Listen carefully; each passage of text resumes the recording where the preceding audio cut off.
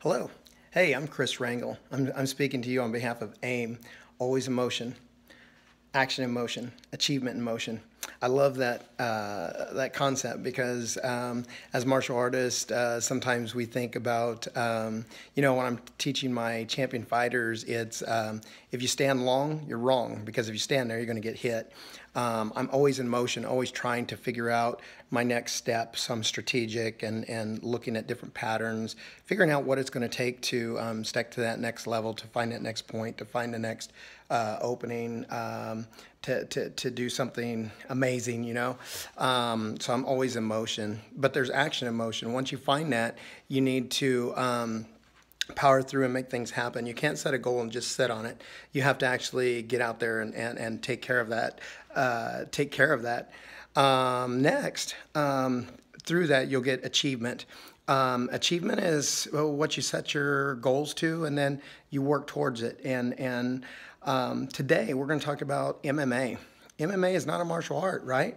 I mean, it's a bunch of thugs running around and they're uncontrolled. And yeah, right. That's exactly what I thought. I had that misconception many, many years ago. I've heard that from traditional martial artists, thinking that MMA, Muay Thai, those things are for thugs, but it's not. You have to learn the culture. You have to understand what's going on and get into their heads, get in their minds, and you get down there and figure out what it is. Be open, always in motion, always in action, right? Action in that motion.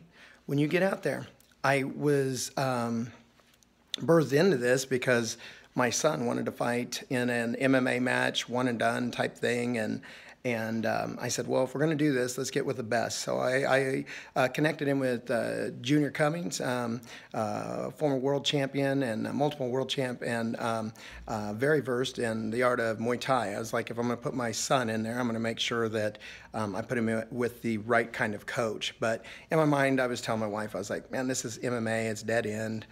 You know what? I found out that the culture of the MMA athlete, and that's exactly what they are. They're athletes. They train like traditional martial artists. These guys are training 5-6 days a week, but they train their minds, their bodies, their skills.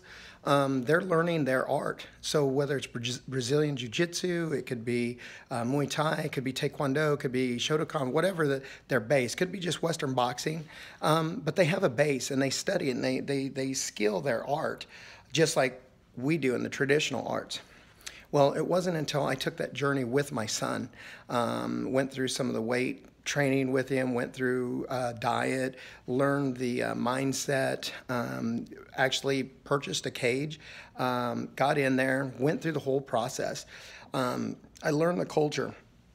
Yes, some guys that are left let's say, if they unmentored, you could go down a bad road. And there's that in any aspect, whether it's football, baseball, volleyball, basketball, regular taekwondo, traditional martial arts, whatever. If you're left unmentored, you become like a firecracker. You have this knowledge and you don't know how to disperse it correctly.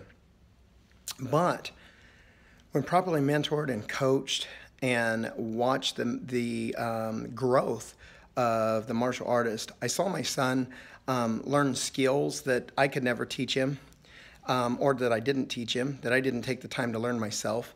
I also saw the culture of it's not about that fight, it was about a competition. Am I going to out-strategize my opponent? Am I going to beat my opponent? Am I going to lose a point to my opponent? If this opponent does this, what's my strategy to get out? Staying calm in the storm, walking through the storm, becoming the storm, watching those things unravel right between rounds, and keeping composure. And yes, it's very adrenaline. It's very, especially as a parent on the outside or a coach even, so I had kind of both aspect. But I watched him walk through that. And here's the coolest thing that the biggest misconception. I went to the first bouts, the first MMA fights, things I'm watching. And the greatest thing about that culture is my son knocked this guy out in 23 seconds. These guys have become buddies. After the fight was all over, my son went and checked on him. We connected, they connected social media platform. When that young man rebounded, I mean, he just got caught. He went on to the next level and he fought in another MMA show at a casino.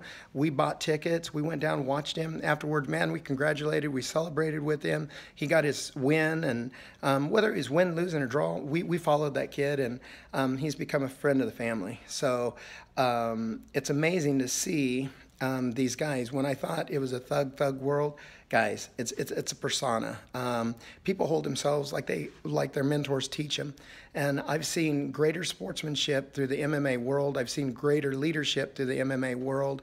You know, I'm watching my cousin, Miles John, shout out, who is on the Contender Series right now, and I've watched his journey from even being a young man, 5, 6 years old, wrestling, all the way through collegiate wrestling, through amateur to the beginning professional levels, LFA, and now journeying into that UFC role.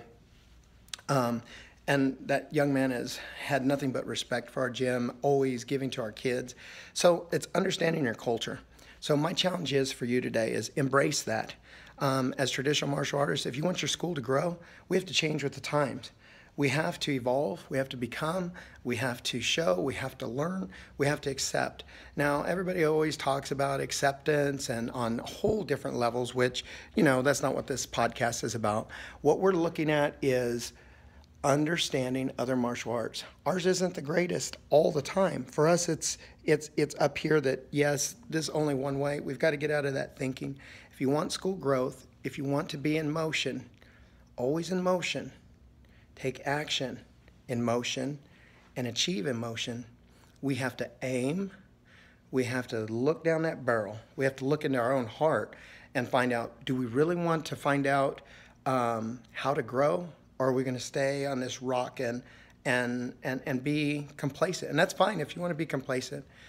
If you want to know how to do that, you have to learn how to grow. So this is the what. I can show you how. Contact me one of these days. My name is Chris Rangel, and I'm going to shout out my phone, 316-727-6663, and I'm with AIM. Take care.